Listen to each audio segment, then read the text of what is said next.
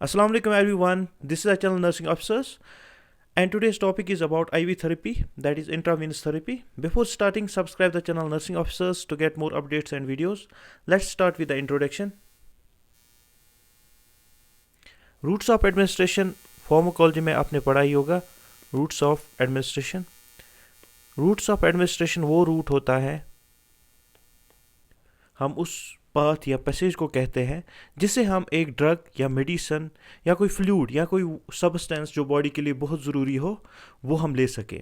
Roots of administration में आता है, जैसे आप लोगों ने पढ़ा है, मैंने प्रीवियस लेक्चर्स में भी पढ़ा है, topical route. Topical route means through the skin, that is a local route. ऐसे ही दूसरा रूट है जिसको हम बोलते हैं enteral route. Enteral route in the GI tract. इसके दो रूट्स और सब रूट्स होते हैं, जैसे ओरल रूट आता है और दूसरा रेक्टल रूट आता है. ओरल रूट से हम पिल्स विल्स लेते हैं, रेक्टल रूट से हम सपोजिटरीज वगैरह लेते हैं, एनिमास वगैरह. ऐसे ही तीसरा route other than topical and enteral is one of the most important route, that is the parenteral route. Parenteral route. Parenteral route में जैसे फॉर एग्जांपल आते हैं intravenous, intramuscular, subcutaneous, intradermal, intraosseous वगैरह वगैरह जो भी रूट्स हैं. इसमें से हमें आज एक रूट पढ़ना है जिसको हम बोलते हैं IV route, intravenous route. Intravenous route जिसको हम बोलते हैं इंट्रावीनस रूट. सो ये इंट्रावीनस रूट होता क्या है? Intravenous route is the treatment that infuses intravenous solutions, medications, blood or blood products directly into the vein. Intravenous therapy या इंट्रावीनस रूट जिसको हम बोलते हैं वो रूट होता है जिससे हम इंट्रावीनस सॉल्यूशंस, मेडिकेशंस, ब्लड या ब्लड प्रोडक्ट्स हम डायरेक्टली डालते हैं किसमें? Inside the vein. कैसे? By the venous access. हम वीनस एक्सेस के थ्रू हम एक एक्सेस, एक वे बनाते हैं, एक एंट्री बनाते हैं towards the vein inside the blood stream, जिससे हम ये सॉल्यूशंस, ये मेडिकेशंस, ये blood and blood products vein में डाल सकते हैं. इंट्रावीनस थेरेपी जो होती है ये एक इफ़ेक्टिव और फास्ट एक्टिंग थेरेपी है, फास्ट एक्टिंग रूट है, फास्ट एक्टिंग तरीका है जिससे हम फ्लूइड या दूसरी मेडिकेशंस एमरजेंसी टाइम या उन पेशेंट्स के लिए दे सकते हैं जो पेशेंट्स मुंह से ना खा सके, जो पेशेंट्स ऑरली ना ले सके, उन पेशेंट्स के लिए हम इंट्रावीनस थेरेपी देते हैं. ओके. वीनस एक्सेस क्या होता है? What is venous access? थोड़ा सा मैं आपको समझाऊं यहाँ पे वीनस एक्सेस क्या होता है. Venous access means method used to access the blood stream through the veins. Okay. हम कैसे वीनस में एंट्री बनाए. Okay. That is the venous access. Okay. ये दो तरह के यूज करते हैं in the hospital settings. One is the peripheral venous access, one is the peripheral IV access, second is the central venous access जिसको हम central line बोलते हैं हॉस्पिटल्स में. Central venous access. Peripheral venous access वही होता है जो हम हॉस्पिटल्स में यूज़ करते हैं. एक कैनुला लाते हैं, हम पेरिफेरल वीन्स में डालते हैं, चाहे वो पेरिफेरल वीन्स अपर एक्सट्रीमिटीज़ में हो, चाहे वो पेरिफेरल वीन्स लोअर एक्सट्रीमिटीज़ में हो. हम क्या करते हैं? इंट्रावीनस कैनुलेशन करते हैं, एक कैनुला लाते हैं, हम वो किस में? पेरिफेरल वीन्स में डालते हैं. Okay. It's very simple method to get the venous access. Okay. अगर किसी भी पेशेंट में क्या होता है, हमें मल्टीपल मेडिकेशंस देनी हो या उसको पेरिफेरल वीन्स नज़र ना आती होंगी, तो हम क्या करते हैं? We will go for the central venous access, that is the central line. Central line बेटा बस ऐसे ही होता है. सेंट्रल लाइन में क्या करते हैं? हम एक कैथेटर लाते हैं, वो डालते हैं किसी बड़ी वीन में, लार्ज वीन में. जैसे लार्ज वीन्स कौन से हमारी बॉडी में होते हैं? जैसे जुगुलर वीन्स होते हैं, जैसे सबक्लीवन वीन होते हैं. उन वीन्स में हम ये कैथेटर डालते हैं to get the access, that is the central venous access. ये सेंट्रल वीनस, ये जो सेंट्रल लाइन ये बहुत दिनों तक रहता है, और जो ये पेरिफेरल लाइन्स होती हैं ये कम दिनों तक रहते हैं, 3-4 डेज. जो ये सेंट्रल वीनस एक्सेस होते हैं ये बहुत दिन तक रह सकता है. ओके.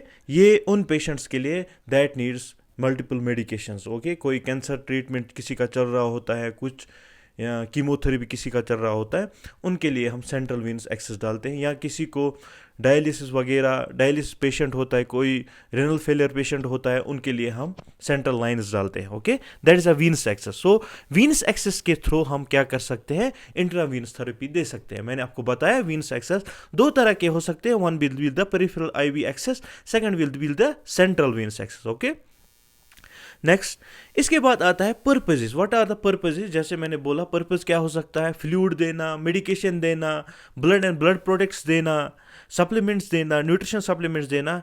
फर्स्ट इज मेंटेन और correct fluid balances, second is administer medications, third is replace blood और blood products, fourth is maintain और करेक्ट इलेक्ट्रोलाइट और acid base balance. Okay, maintain या करेक्ट करना इलेक्ट्रोलाइट। ओके, अगर किसी को डायरिया वोमिटिंग हो, जिसको इलेक्ट्रोलाइट इम्बैलेंस हुआ होगा, या किसी को किडनी फेलियर हो, जिसको पीएच इम्बैलेंस होगा, एसिड बेस इम्बैलेंस होगा, उसको बैलेंस करने के लिए we need the IV access, we need the IV access. Okay, and इसके अलावा हम क्या देख सकते हैं, हम न्यूट्रिशनल सप्लीमेंट्स दे सकते हैं पेशेंट को through the ivy therapy. Okay, ये आपको याद रखना है। ओके, नेक्स्ट, इसके बाद आता है बेटा आईवी फ्लूइड्स। आईवी फ्लूइड्स बहुत इंपॉर्टेंट है। आईवी फ्लूइड्स जो हम हॉस्पिटल में यूज़ करते हैं, that are of two types. Okay, आपको याद रखना है कौन कौन से टाइप्स होते हैं। First is the crystalloid solution, second is the colloid solution.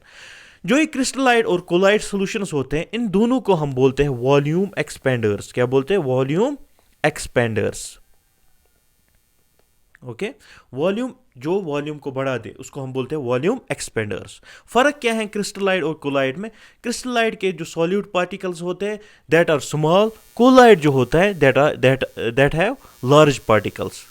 इसमें स्मॉल पार्टिकल्स होते हैं, इसमें बेटा लार्ज पार्टिकल्स होते हैं। ओके, जो ये वाले स्मॉल पार्टिकल्स हैं, ये क्या करते हैं, ये जो इलेक्ट्रोलाइट सोल्यूशन होता है ये इजीली डिफ्यूज होता है किसमें, अगर हम ये फॉर एग्जांपल इंट्रावेस्कुलर रीजन है, वेसल में रीजन है, यहाँ पे ब्लड प्रोडक्ट्स हैं, ये जब क्रिस्टलाइट सॉल्यूशंस इसमें जाते हैं, ये इजीली कहाँ पास होते हैं, in the interstitial compartment, interstitial compartment में पास हो जाते हैं। ठीक है ना?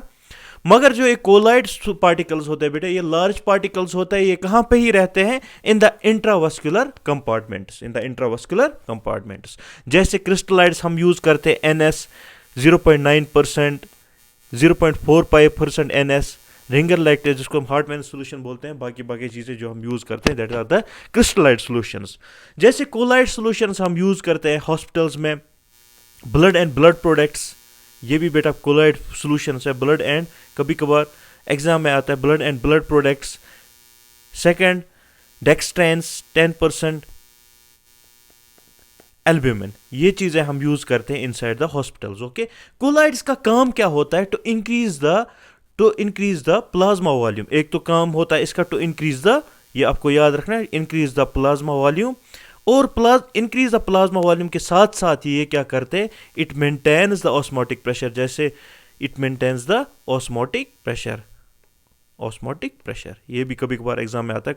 अल्ब्यूमिन क्या काम करता है? It maintains the osmotic pressure in the body, so हम अल्ब्यूमिन पेशेंट को देते हैं। Okay, these are the two types of the IV fluids which we use in the hospitals. One are the crystalloids and colloid. फर्क इतना ही है, क्रिस्टलाइड्स के particle small होते हैं, कोलाइड्स के bigger part, these are gelatin substance with larger molecules. Okay, उनके molecule small होते हैं।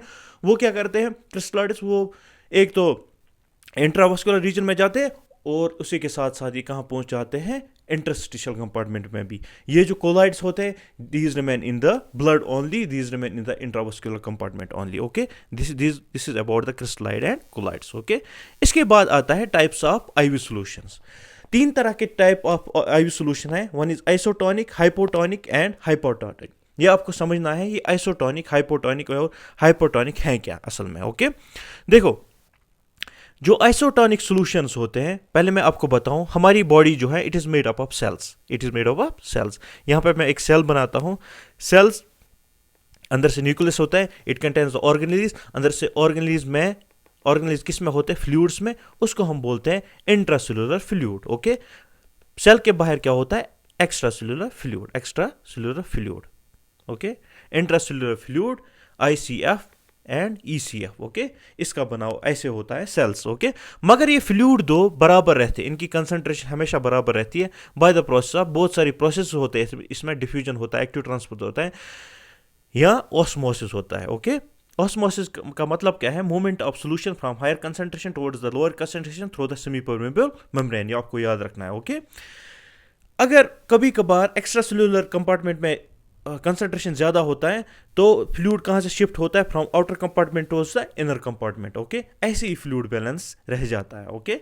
जो ये आइसोटोनिक सॉल्यूशंस हम देते हैं पेशेंट्स को, इसमें इलेक्ट्रोलाइट बैलेंस होता है similar to the plasma, okay. जैसे प्लाज्मा सेल्स होते हैं उनमें जो इलेक्ट्रोलाइट बैलेंस होता है, मतलब कंसंट्रेशन होती है, वैसा ही कंसंट्रेशन इनमें भी आइसोटोनिक सॉल्यूशंस में भी होता है। जैसे 0.9% NS है, 0.9% NS, जैसे D5W डेक्सट्रोज इन वाटर, जैसे RL हार्टमैन सॉल्यूशन होता है, ठीक है ना।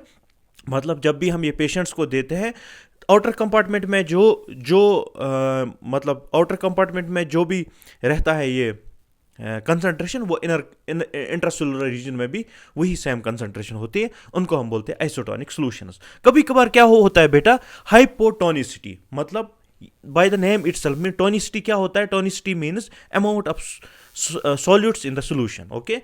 मतलब हाइपोटोनिक सॉल्यूशन में जो अमाउंट ऑफ सॉल्यूट्स होते हैं वो बहुत कम होते हैं, इसीलिए इसको हाइपो बोलते हैं, ठीक है ना। हाइपोटोनिसिटी, हाइपोटोनिसिटी मतलब अगर ये सॉल्यूशन है इसमें सॉल्यूट्स बहुत कम है। हाइपरटोनिक में क्या होता है? सॉल्यूशन है इसमें सॉल्यूट्स बहुत ज़्यादा है, ओके, ठीक है ना। आइसोटोनिक में बराबर उतने ही सॉल्यूट्स होते हैं जितने क्या अंदर वाले कंपार्टमेंट में होते हैं, जितने सेल्स में होते हैं, ठीक है ना, इसीलिए इसको बोलते हैं आइसो।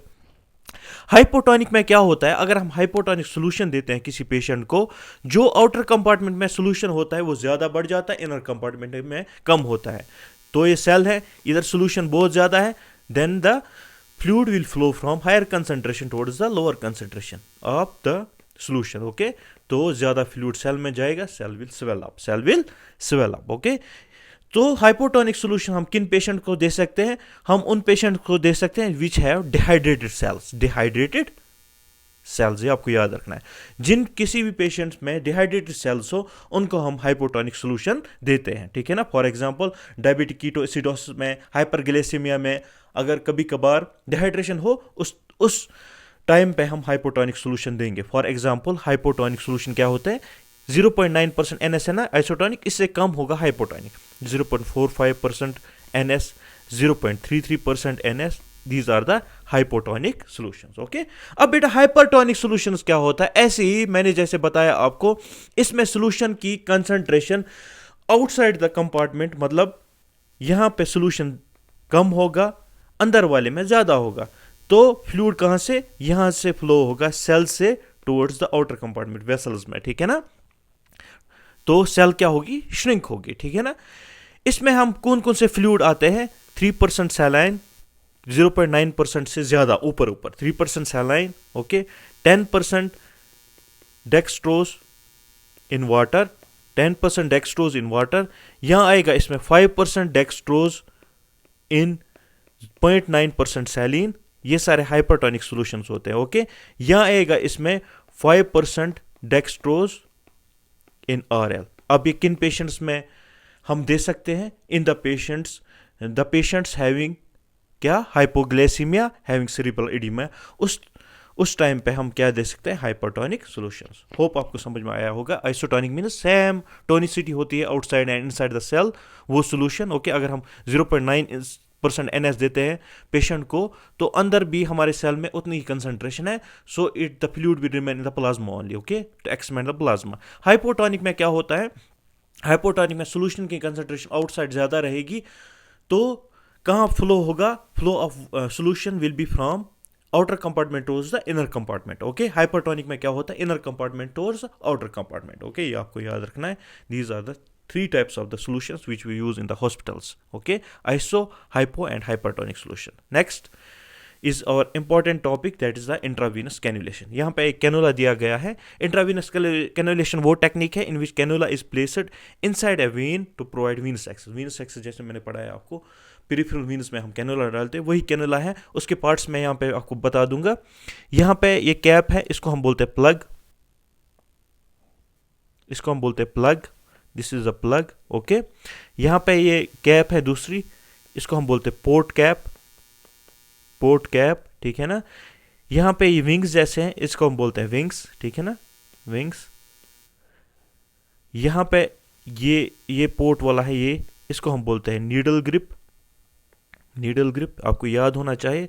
अगर आप कभी कभार इंट्रावेनस कैनुलेशन करते होंगे, आपको ये नाम याद होने चाहिए। यहाँ पे एक सॉफ्ट कैथीटर होता है, उसको हम बोलते हैं कैथीटर, ठीक है ना, soft catheter type, okay. Catheter के अंदर एक नीडल होती है, ओके, नीडल, ठीक है ना, प्लग। और यहाँ पे एक फ्लैशबैक चैम्बर, ये आपको याद होना चाहिए, फ्लैश बैक चैम्बर, जिसमें ब्लड आता है जब हम कैनुला डालते हैं। Flashback chamber, plug, needle, port cap, wings. Needle यहाँ पे होती है, नीडल ग्रिप यहाँ पे होता है, कैथीटर यहाँ पे होती है, ओके। अगर हम ये नीडल निकालते हैं, नीडल ऐसी होगी, ओके। इसको हम बोलते हैं metallic stylet, metallic stylet, okay.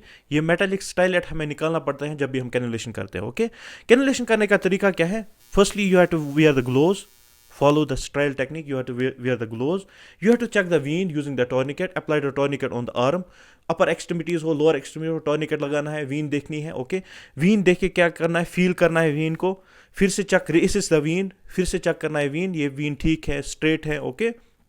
And उसके बाद हमें क्लीन करना है with the alcohol, alcohol swab से हमें ये क्लीन करना है वो साइड। उसके बाद क्या करना है, हमें कैथेटर लाना है, कैथेटर डालना है, ये नीडल डालनी है किसके अंदर, इनसाइड द वीन।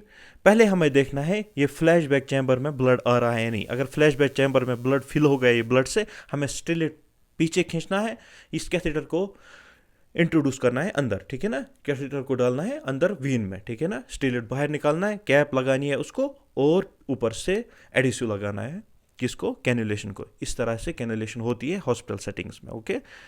पहले ग्लोव्स लगाना है, फिर उसके बाद वीन को पैसे रेसिस करो, एक बार पहले देखो वीन कहाँ पे है, बाय यूजिंग द टॉर्निकेट और by using the hand pressure, ठीक है ना, कफ लगाना है, टॉर्निकेट लगाओ, क्या लगाओ।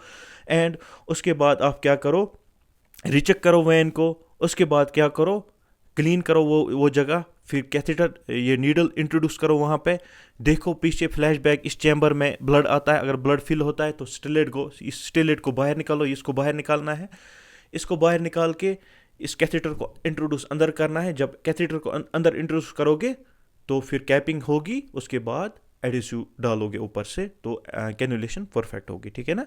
इस तरह से हम इंट्रावेनस कैनुलेशन करते हैं। This is a small and procedure for the intravenous cannulation. उसके बाद आता है हमारा टाइप्स ऑफ आईवी कैनुला। बहुत सारे टाइप्स ऑफ आईवी कैनुलाज हम देखते हैं हॉस्पिटल्स में। उसके आपको मेजरमेंट्स एंड फ्लो रेट याद रखना है मेनली। डायमीटर और लेंथ अगर आप छोड़ोगे, मेजरमेंट्स और फ्लो रेट और कलर आपको ज़रूरी याद रखना। पहले ही ऑरेंज कलर का ये है cannula 14 gauge, okay. Grey colour का 16 गेज, ग्रीन कलर का 18 gauge, it is measured in gauges, okay. Pink colour का 20 गेज, ब्लू कलर का 22 गेज, येलो कलर का 24 gauge, violet 26 gauge. Violet and yellow हम infants के लिए यूज़ करते हैं। ऑरेंज, ग्रे, ग्रीन ये लार्ज बोर कैनुलाज होते हैं जो हॉस्पिटल्स में यूज़ करते हैं, ठीक है ना। इसका फ्लो रेट आप देखोगे, ऑरेंज 14 गेज, डायमीटर ये है, लेंथ ये है, फ्लो रेट आपको याद रखना है 240 ml पर मिनट ये देता है, ठीक है ना। ग्रे 180 ml पर minute, 16 gauge, okay. Green 18 gauge, 90 ml पर मिनट। पिंक 20 गेज, 60 ml पर मिनट। ब्लू 22 गेज, 36 ml पर मिनट। येलो 24 गेज जो हम चिल्ड्रंस में यूजुअली यूज़ करते हैं, 20 ml पर मिनट। वायलेट जो हम इन्फेंट्स के लिए यूज़ करते हैं यूजुअली 26 गेज, 13 ml पर मिनट। ये आपको याद रखना है, अच्छे से रिमाइंड करना है सब। Colour coding, measurements, how many gauge is there. Orange का गेज 14 है, ग्रे का गेज 16 है, ग्रीन का 18 है, पिंक का 20 है, ब्लू का 22 है। आप देखोगे यहाँ पे 14 2 प्लस होता है यहाँ पे, ऐसे ही याद रखना आप, ठीक है ना। ऐसे ही orange, grey, green, pink, yellow mnemonics बना के ये याद रखना है, और फ्लो रेट साथ साथ में याद रखना है, ठीक है ना। These are the types of IV cannula, okay. इसके बाद लास्टली आता है हमारा एडमिनिस्ट्रिंग आईवी फ्लूइड्स, हम कैसे एडमिनिस्टर करें। उसके लिए मैंने आपको प्रोसीजर बताया पहले ही, कैसे हमें ये कैनुला वीनस एक्सेस करनी है। उसके बाद आपको यहाँ पे एक चीज़ देखना है, drip rate. Drip rate, okay. How to calculate drip rate. Drip rate क्या होता है? When infusion volume is calculated in drops, okay. Infusion volume calculate in drops. अगर किसी पेशेंट को हम इन्फ्यूज़ करते हैं कोई फ्लूइड्स, हम किस ड्रिप रेट पे ये फ्लूइड देंगे वो कैसे हम कैलकुलेट करेंगे। ओके, उसके लिए एक फार्मूला होता है volume in ml, okay, volume in ml divide by time in minutes into drop factor. Drop factor usually हम मेजर करते हैं इन ड्रॉप्स पर मिनट, ऐसे लिखते हैं GTT per minute. GTT is the measurement for the drops. Okay, घटा इसको बोलते हैं, लैटिन वर्ड है फॉर द ड्रॉप्स, घटा पर minute. Okay, GTT per minute. ऐसे ही आप देखो मैक्रो ड्रिप सेट जो हम यूज़ करते हैं उसका ड्रॉप रेट होता है, आप वहाँ पे ड्रिप सेट पे लिखा होता है ड्रॉप रेट, आप देखना वो 20 GTT पर मिनट। ओके, या किसी में 16 होता है। ओके, ऐसे ही माइक्रो ड्रिप सेट्स हम यूज़ करते हैं पीडियाट्रिक, उसमें होता है 60 GTT per minute. Okay, drops पर मिनट। अगर यहाँ पे मैं ये वॉल्यूम ड्रिप रेट कैसे निकालना है इस फार्मूला से। Okay, drip rate is equal to volume in ml into drop factor. देखिए ना, फॉर एग्जांपल ऐसे आपको कोई बोले, आपको एक पेशेंट को आपको 500 ml RL देना है 4 घंटों में, ठीक है ना, और आपके पास ड्रिप सेट है जिसका ड्रिप रेट है क्या 20 GTT per minute. How many drops you are giving to the patient, drip rate क्या होगी यह आपको देखना है। Okay, by the formula itself volume is here 500 ml। Okay, time in 4 hours, मगर ये मिनट्स में बनाना है, 4 × 60 करेंगे हम, into drop factor. Drop factor क्या है 20, ठीक है ना, ये आता है हमारा 500 divide by 246 4 24, 240 into 20 which will be 500 divide by 12, 2 12 24, ठीक है ना, which will be about 42 drops पर मिनट, 42 अराउंड 41.5 42 ड्रॉप्स पर मिनट हमें देना है। ऐसे हम ड्रिप रेट निकाल सकते हैं, ठीक है ना। सो ड्रिप रेट बहुत ही इंपॉर्टेंट है हॉस्पिटल्स में। पीडियाट्रिक साइड ये ज़्यादा लगता है drip rate. How to calculate the drip rate, volume divide by time into drop factor, ठीक है ना। अगर आपको वॉल्यूम दिया गया होगा ऐसे, जैसे मैंने बोला 500 ml आपको पेशेंट को देना है 4 घंटों में, ड्रिप रेट ये है, ड्रॉप रेट निकालो जल्दी से। आपको ड्रॉप रेट निकालना है 1 मिनट में, आप निकाल सकते हो। वॉल्यूम दिया गया 500, 4 आवर्स में हम चेंज करेंगे इंटू मिनट, 240 मिनट्स हुआ वो, into the drop factor. Drop factor मीनस 20। Drop factor दिया गया होता है कहाँ पे, ड्रिप सेट्स पे। यहाँ आप ड्रॉप फैक्टर रिमाइंड कर सकते हो, डिफरेंट ड्रिप सेट्स है डिफरेंट ड्रॉप, इन्फ्यूजन पंप्स और ड्रिप सेट्स है different drop factors. Okay, like micro है 20, मैक्रो है 20, माइक्रो है 60 ड्रॉप्स पर मिनट, ठीक है ना। ड्रॉप फैक्टर मेजर करता है GTT पर मिनट में, ये इसका मेजरमेंट है। GTT is the Latin word, इसको बोलते हैं हम, एक मिनट, इसको बोलते हैं हम GEUTTA, गेटा, ठीक है ना। इस मेजरमेंट से हम ड्रॉप फैक्टर मेजर कर सकते हैं और एडमिनिस्टर कर सकते हैं fluid. Okay, this was all about today, hope you like the lecture, thank you.